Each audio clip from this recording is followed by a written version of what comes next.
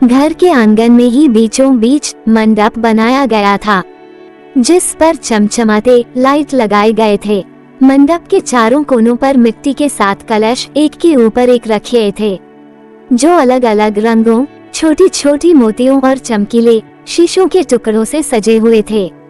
घर के बाहरी हिस्से में जगमग करते रंग बिरंगे लाइट की लड़ियां लगाई गई थी। यूं समझ लीजिए पूरे घर को दुल्हन की तरह सजा दिया गया था। गीत संगीत के साथ ही शादी की रस्में शुरू हो गई। मम्मी भाग भाग कर सारे काम अपनी निगरानी में करवा रही थीं।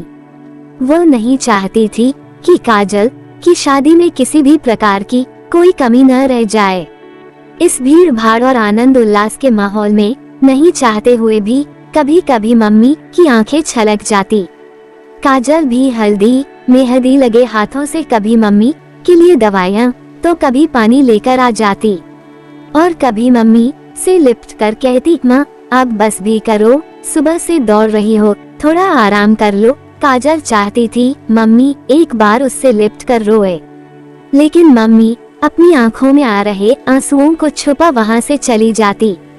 काजल स्वयं भी मम्मी के गले लग दिल खोलकर रोना चाहती थी, लेकिन वह भी ऐसा ना करने को मजबूर थी, क्योंकि उसे अपने दुख से ज्यादा माँ पापा की खुशियों की फिक्र थी।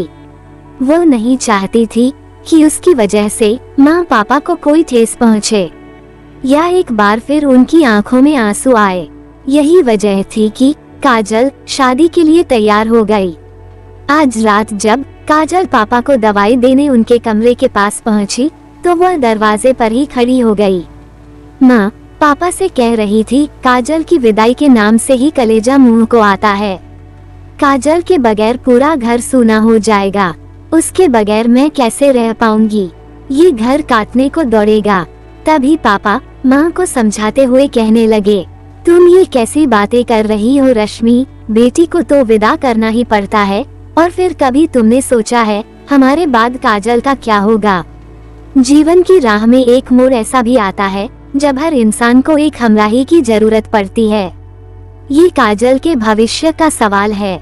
राजेश बहुत ही अच्छा लड़का है, वो हमारी काजल को बहुत खुश रखेगा, हमारी बेटी रानी बनकर रहेगी। ऐसा कहते हुए पापा का कंठ भर आया। माँ पापा के रुआ से स्वर जानकर बोली, मैं सब समझती हूँ, लेकिन क्या आप काजल के बगैर रह पाएंगे? मुझसे ज्यादा स्नेह करते हैं आप काजल से, उसमें तो आपकी जान बसती है। ये सब सुन काजल पापा को दवाई दिए बगैर ही अपने कमरे में लौट आई। काजल की आंखों के सामने दीपक और उसकी शादी की सुनहरी यादें पंख पसारे चलचित्र की भांति चलने लगे। काजल अब तक नहीं भूली वह लम्हा जब वह पहली बार ब्याह कर इस घर में आई थी।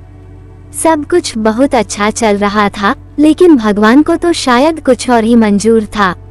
अभी काजल की शादी के कुछ ही महीने बीते थे, उसके हाथों में रची मेहंदी के रंग भी नहीं उतरे थे कि एक रोड एक्सीडेंट में दीपक की मौत हो गई, और पलक झपकते ही खुशियों के सारे पल बिखरे। दीपक के जाते ही लोगों के देखने का नजरिया ही बदल गया। लोग तरह तरह की बातें बनाने लगे। कुछ लोग कहने लगे इसके पैर पड़ते ही घर का चिराग बुझ गया। जिस काजल को कल तक घर की लक्ष्मी कहा जा रहा था, आज उसे कुलच्छनी की संज्ञा दी जाने लगी। ये खबर उड़ती हुई माँ पापा के कानों पर भी पड़ने लगी। इन बातों से माँ विचलित हो उठती तो पापा उन्हें शांत कराते, लेकिन कभी काजल को इस बात का आभास नहीं होने देते। दीपक की मृत्यु के पश्चात काजल के जीवन में सब कुछ बदल गया था।